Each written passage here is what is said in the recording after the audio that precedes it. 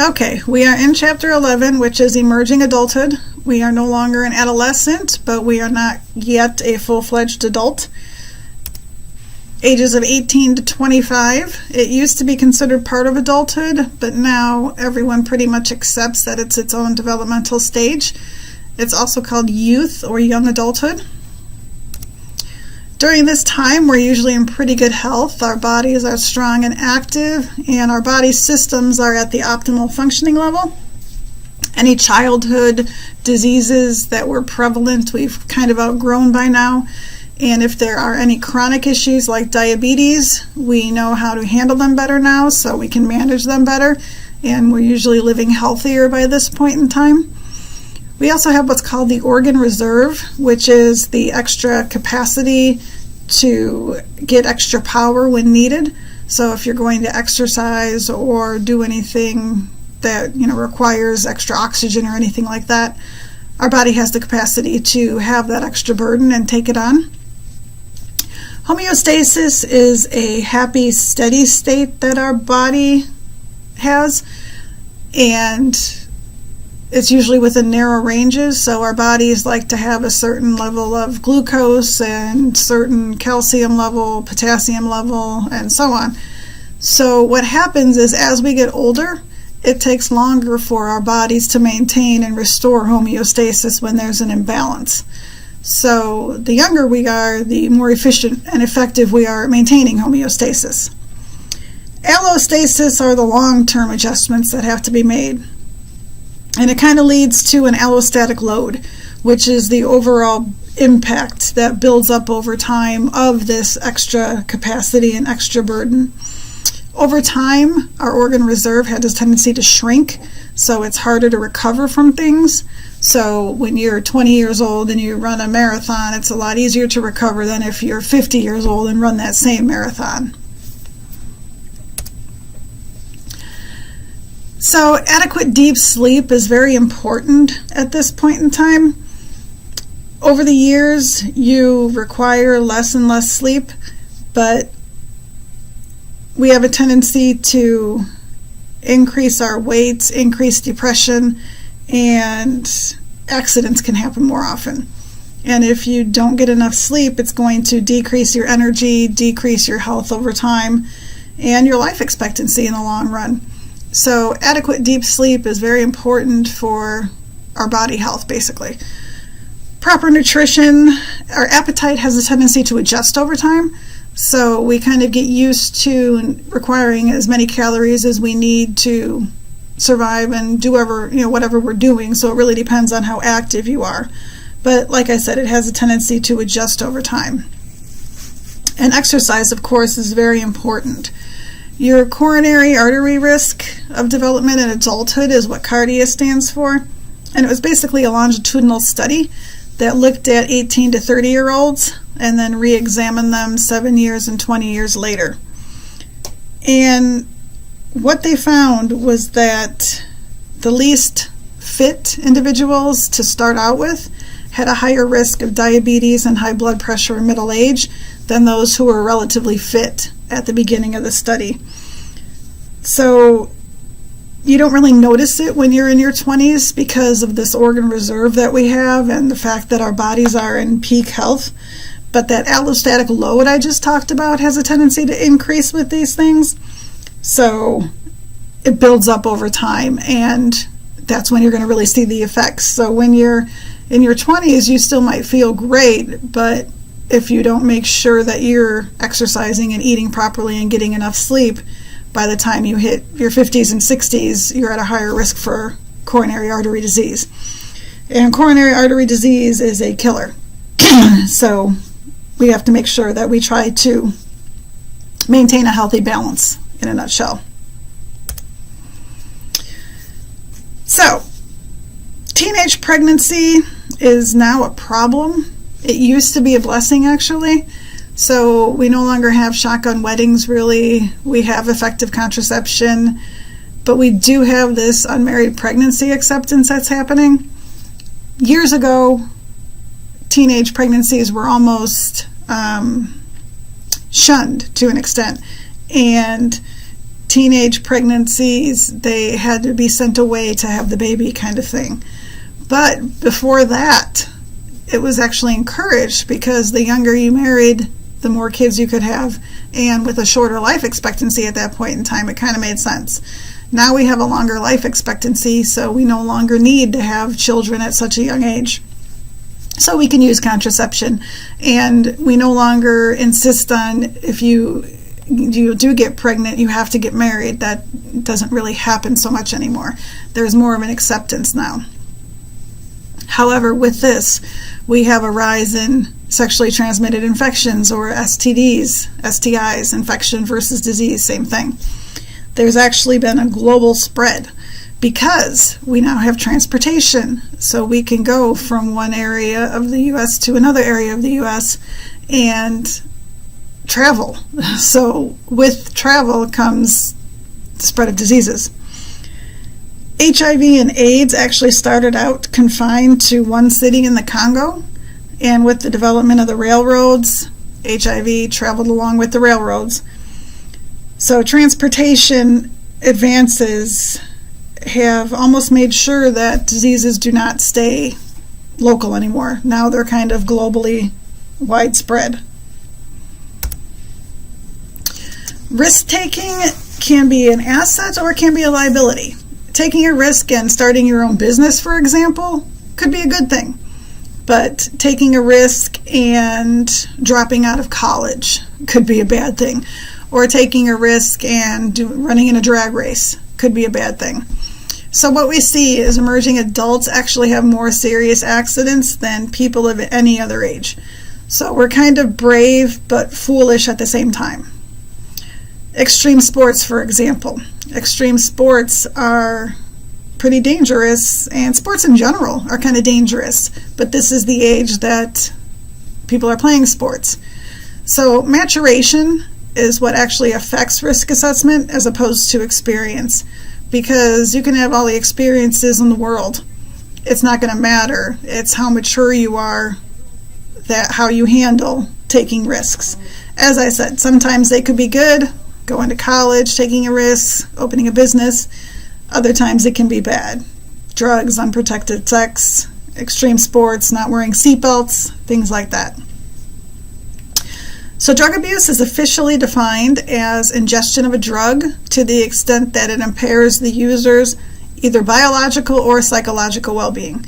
So it could mess with your bodily functions or your mind, your psychological functions. And when you abuse a drug, doesn't mean you're an addict. Drug abuse itself is the ingestion. Becoming an addict is a step further. Illegal drug use usually peaks around the age of 20 and then goes down sharply as we get older. So we have a low rate of diseases between 18 and 25, but that's counterbalanced with a high rate of violent death because of driving without seatbelts or carrying loaded guns, drug abuse, gambling addicts. So yeah, disease goes down, but high violent death goes up. Fatal accidents, homicides, and suicides result in more deaths than all others combined. So this is kind of a dangerous age in a nutshell. Many colleges actually restrict alcohol on campus. Drug abuse is more frequent among college students than those not in college, partly because they kind of urge each other to drink and egg each other on, so to speak.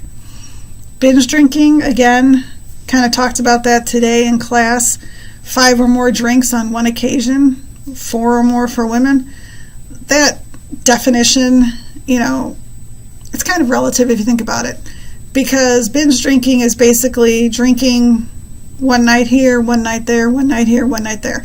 You're not necessarily an alcoholic because you do not need alcohol every day. But when you drink to excess. So you drink more than you should.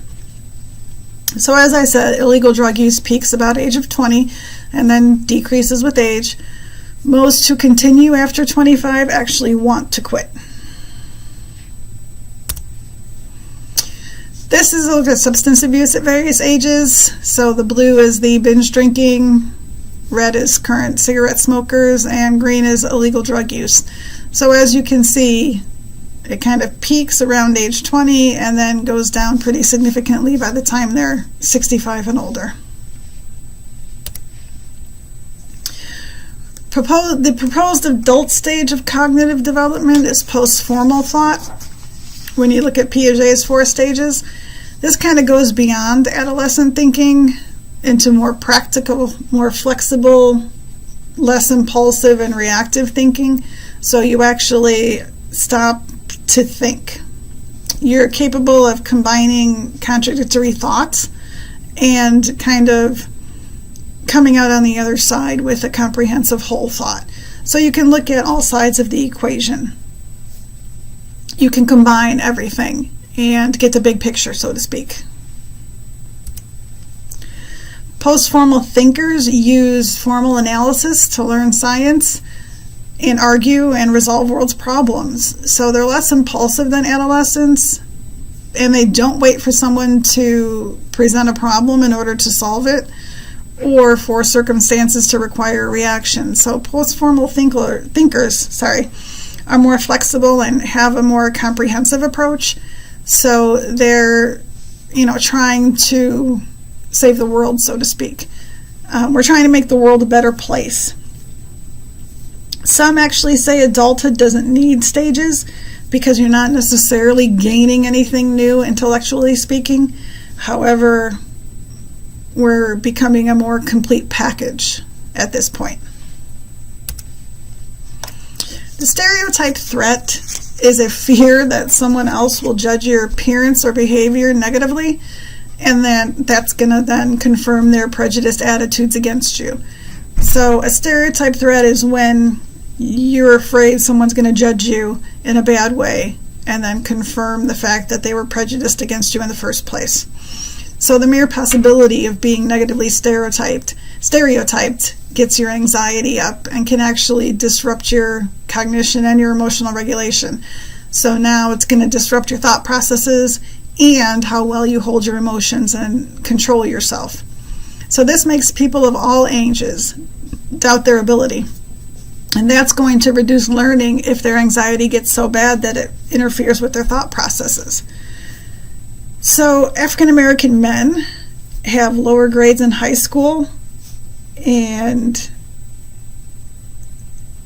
African American females. They do not get as many degrees as African American females. So it's kind of like they're afraid that somebody's going to judge them because they're a male. So why bother, in a nutshell? And that's not a good thing. As I kind of said in class today, we have to break these stereotypes. We have to get rid of these stereotypes and make sure that adolescents and emerging adults know that they can be whatever they want to be. It's kind of up to them. It's kind of like book smart versus street smart. Some people say that I'm book smart, but I don't have any common sense. Others would say somebody has a lot of common sense, but they don't have book smarts. But the bottom line is that you can really have both, and, it's okay. So most contemporary students attend college to make sure that their future is sound and secure. They want a better job. They want more money. College also correlates with better health. College graduates smoke less, eat better, and exercise more, and live longer in general. So tertiary education actually improves our abilities and our skills in specific areas that we study. And it also helps us with reasoning and reflection. So we can kind of become these complete thinkers. Massification is the idea that establishing higher learning institutions and trying to get people to enroll in college could benefit everyone. So basically it looks at the more people we can get going to college, the better our world's going to be. And it's actually leading to increases in the number of emerging adults in college. The U.S. actually leads the number of college graduates, but other nations actually have increased their college funding while the U.S. has decreased it. So kind of makes you wonder. We were the first nation to endorse massification with state-funded universities in all states. Often we have more than one per state, but as I said, other countries are actually increasing the college fundraising, but the U.S. is decreasing it. Or funding, sorry, not fundraising, funding. So it makes you wonder. Most adults think college is too expensive. 94% of parents expect their children to go to college. 75% of adults believe college is costly. So it kind of comes into play where you have to determine, is it worth going to college? Is it worth the student loans or working 3 jobs to try to make sure that you can complete college? Is it going to be worth it on the long run? The bottom line is, most of the time, college pays off. Master's degree students earn 2 times more money than high school graduates. So it's shown that if you get a master's degree or even a PhD, you can make more money than if you don't go to college at all. However, attendance at college doesn't mean that you're going to graduate college. So there's a huge difference. You need to make sure that you complete your degree and actually get it. Even if it's just an associate's degree, you're here, finish it, get it. The lowest graduation rate colleges are the most popular, and oftentimes it can be because of partying and things like that. And student loan payback can be daunting. When you look at how much in student loans you have and then how much those payments are, it's incredible. It's a lot. Some people have student loan payments of over $1,000 a month. So when you look at those statistics, it can be a scary thing to decide to go to college because, how are you going to pay for it? When you look at people of different ethnic backgrounds and ages, their experiences can lead to intellectual challenge and deeper thought. So we have post-formal thinkers and friends that, when you have friends from other backgrounds, you're more likely to, think about college in different ways. You're not going to focus so much on how much money it costs and how are you going to pay this back and all of that. You're going to look at the benefits and you're going to look at the bigger picture, how much you're going to make in the long run. So diversity is actually a really good thing in college. We want to encourage diversity. And diversity of any kind can actually advance cognition.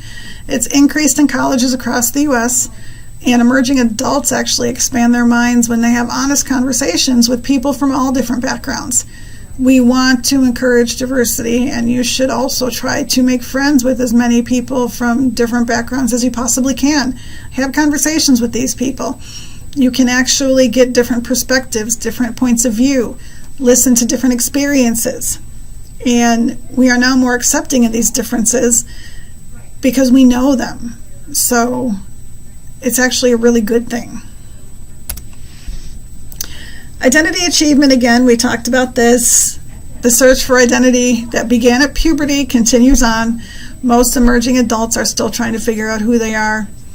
Erikson basically believed that the outcome of earlier crises provides foundation for the new era. So resolve this crisis, figure out who you are, however long it takes, you'll get there, and then move on from there. All 4 identity statuses are evident in emerging adulthood. We talked about these as well. Achievement, when you know what you want to do and you're set and you figured it out and you're working and doing that. Foreclosure, remember, was when you just blindly accept what your parents do and say and you don't experience new things and explore anything new. Moratorium, remember, is when you delay making those decisions. So you go to college or join a band or join the military. And then diffusion is when you have no idea what you want to do and you really don't care. So we can see emerging adults in all 4 of these areas. In developed nations, it's kind of normal for emerging adults to question who they are. Sex, vocation, politics, and religion used to be what was focused on, and it still kind of is to an extent, but really emerging adults need to get this identity achievement and figure out what it is they want to do. Many young adults change their identity status in the years after 25, almost all by the age of 29. So by the age of 29, most individuals kind of have it figured out. They became deeper and more reflective, and it actually meant something to them. So determination to have it all is kind of part of the identity achievement of many young adults. Many young adults want money, fame, family, careers, they want it all. And that's not unusual, and that's okay. You just have to work to get there. Vocational identity, establishing that as part of growing up. So this is your career, what you want to do with the rest of your life. This is a critical stage for the acquisition of resources and to develop your work values and your ethics. Usually emerging adults change jobs about every year, and this has actually affected the economic recession to an extent. But again, back in the day, figuring out what you wanted to do with your life early on was pretty critical because life expectancy wasn't that great. Now our life expectancy is a lot longer, so we can take our time trying to figure out what it is we want to do and try out different things. Research finds continuity and improvements in attitudes and self-esteem during emerging adulthood. We have a positive trend of increasing happiness, and that's a good thing. Young adults are actually more likely to make their own life decisions as opposed to relying on their parents to guide them, or not guide them, but relying on their parents to tell them what to do. So self-esteem going up is a huge part and a good part of what's happening with emerging adults today. Plasticity is the ability to change. So we have continuity and we have change in personality traits. Traits that are strongly present at age 5 or 15 don't just go away when you turn 25, but with the fact that emerging adults are more open to experiences and they try to, that's what I'm looking for, they try to investigate new things and experiment, that's what I'm looking for. They experiment with new things. So this allows personality shifts, and once they get more education, it kind of allows them to finally establish who they are. So this total transformation isn't just because of genes or experiences. It's kind of a combination. Family circumstances can affect people, but again, it's a combination of everything that we have going on. Erikson's 6th psychosocial stage, intimacy versus isolation, kind of emphasizes the fact that we are social beings in general, and intimacy is going to lead to attraction, which will hopefully lead to connections being made and commitments. Marriage and parenthood, as emerging adults are discovering, are only 2 of the paths to intimacy. We can, cohabitate, or we can just date. We can have, children and families and not necessarily be married. You can consider pets as children. There's a lot of different pathways that we can take. Parents continue to be a crucial influence even after 18. All members of the family are kind of linked together. Excessive parental support, though, may have a downward spiral effect, basically. So you want to make sure that you're supporting your children, but letting them be themselves as well. Living with the parents, emerging adults, their happiness when living with parents, it kind of depends on the economy and on the culture. Almost all unmarried young adults in Italy and Japan stay with their childhood homes. Fewer so much in the U.S. if they can afford to live on their own. But a lot of the problem with emerging adulthood is you do not have your career established yet. so you're not making as much money as you will be. So a lot of times either you're living in the dorms on college campus or with your parents, unfortunately. Friendship has a very functional significance at this point. We have self-expansion, which of course is just going to allow you to explore yourself, figure out who you are, and be who you want to be. Mutuality is when it's reciprocated, so your friends are kind of giving you what you need and you're giving them what they need. Social media is going to be big. Social media is a lot of the ways that we keep in contact with our friends now. So we have this social media experience that half of the time you talk to people that you haven't seen in years, and yet it seems like you're talking to them every day because it's easier to stay in contact now. Women are usually more intimate and emotional and talk about their feelings, so self-disclosure is pretty evident. Men, however, usually don't touch each other very much and don't really talk about their feelings or anything like that. So male and female friendships are actually quite different from each other. In the U.S., romantic competence is multifaceted, which basically means that you have this mutual caring, this trust, this closeness, and sensitivity to the needs of others. You try to be faithful, loyal, and honest. And love American style is kind of sought in some other countries, so they kind of want to be more like us to an extent. So most emerging adults are postponing marriage. They want to get married someday, but not right now. Hooking up and friends with benefits are becoming more common. Like, those terms were hardly ever used before. Now they're pretty common. Marriage is still considered crucial by a lot of different couples, so a lot of people still believe in marriage, and a lot of people still think that marriage should happen. It's just a matter of when it should happen. Social networks and dating sites, again, keeping in contact with people that you wouldn't have had contact with before. Actually, 1/3 of all U.S. marriages started on social network or dating sites like eHarmony, Match.com. And again, it connects you with people all over the world that you wouldn't have had contact with before. Sometimes, though, having so many options makes a thoughtful choice difficult, so you don't know who to pick, so to speak. And sometimes after you make a choice, you're going to regret it, and that's actually more likely to happen because of the fact that there are so many people that we can get in contact with now. Cohabitation, as I said, is another option. So living with an unrelated person, usually someone you're involved with and you're not married to. Most young adults in the U.S.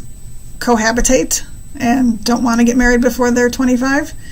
In other nations like Japan, Ireland, and Italy, though, fewer people actually cohabitate. So marriage is still important. Not that marriage isn't important in the U.S., but marriage before you live with somebody kind of thing. So cohabitation before marriage doesn't present the marital problems that exist.